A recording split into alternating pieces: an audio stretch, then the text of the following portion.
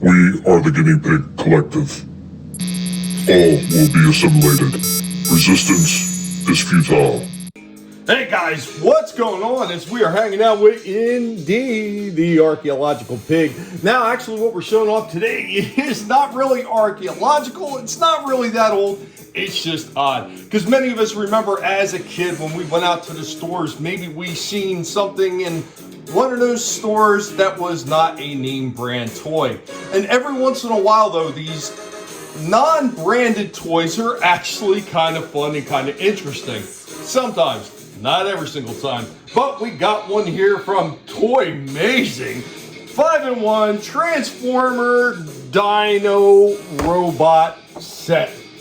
I seen this one and I laughed so hard because it looked like a mix of Dinobots, Bumblebee, and God knows what else. But they actually can merge into one big giant robot. So I thought it was interesting enough that I wanted to take a look at it.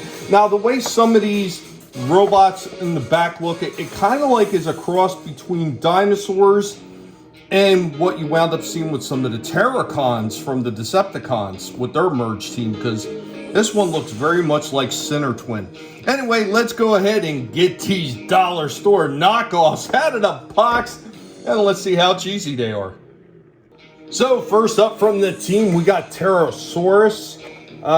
Yeah, pretty tiny little guy. He's got this big giant axe thing that actually is supposed to be his weapon. He does actually have a fair amount of articulation. I will say the axe fitting in his hand is kind of odd. There's a tiny, teeny little peg right there, and there's a hole in this axe that it's supposed to sit in, but it just doesn't grab it very well.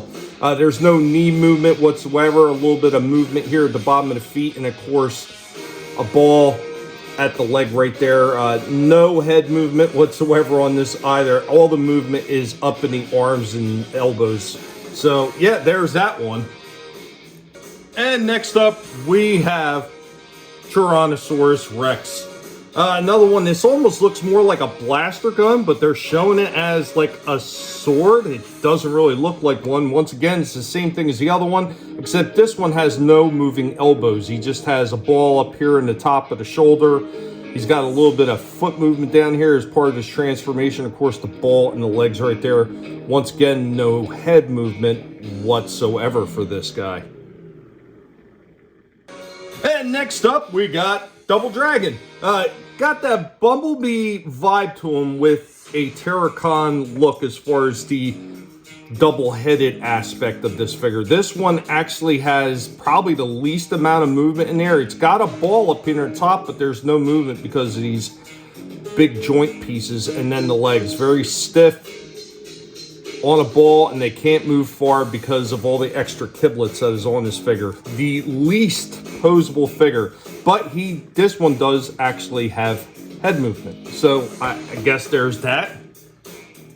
So because all the wonderful engineering was obviously spent in these designs right here, they didn't have money left over to give another name. So as much the last one, this one is also called Double Dragon. Double Dragon Green, Double Dragon Yellow. I really don't know. It is so stupid. They could have came up with a better name. This one pretty terrible as far as articulation is concerned. Yeah, and the way this sits in there, part of the transformation is pretty bad. It goes out like that. Once again, there's no kind of knee movement or anything like that you would expect with some of these other toys. These ones are extremely cheap. Now, I've seen some of these dollar store knockoff Transformers that were actually almost as good articulation-wise as the actual Hasbro ones. These ones are failing in comparison. What do you think, Indy? You don't like that one either? And if you thought naming two characters Double Dragon was bad enough, this one gets the worst name of all, and he's just called Monster. I mean, he comes with a big giant hammer, so yay! And here we go with the whole team, of course. Double Dragon, Monster, Pterosaurus, and Tyrannosaurus Rex on the end in the blue. They all didn't come with weapons, only the three did. But all those weapons actually do port together when you put them in their combined form. But before we do that, let's go ahead and check them out in their dinosaur monster forms. Unfortunately, Indy had enough of this set. It did take a while to get these things configured into something that kind of resembles dinosaurs and monsters. But yeah, here we go with them all in their monster dino type forms. Yeah, the engineering of these ones are about what you would expect from something that came out of a dollar type store. I think these ones came out of Dollar General or Family Dollar. It was one or the other. And yeah, these ones definitely look the part. These ones are super cheap. The animals on them are pretty bad looking. Like probably this Pterosaurus one is probably the best looking one. All the other ones look just like outrageously stupid. Like they just look so bad. Like this monster one, I don't even know what that's supposed to resemble. And this is supposed to be a Tyrannosaurus Rex. Like that is so bad, and it's not even funny. So let's go ahead and let's check them out in their combined form. Like how much worse could it be? And here we go with this calamitous mess. As far as a combiner, as far as individual toys from a dollar store, this is probably one of the worst ones I think I've ever seen. This thing is just horrendously bad from top to bottom.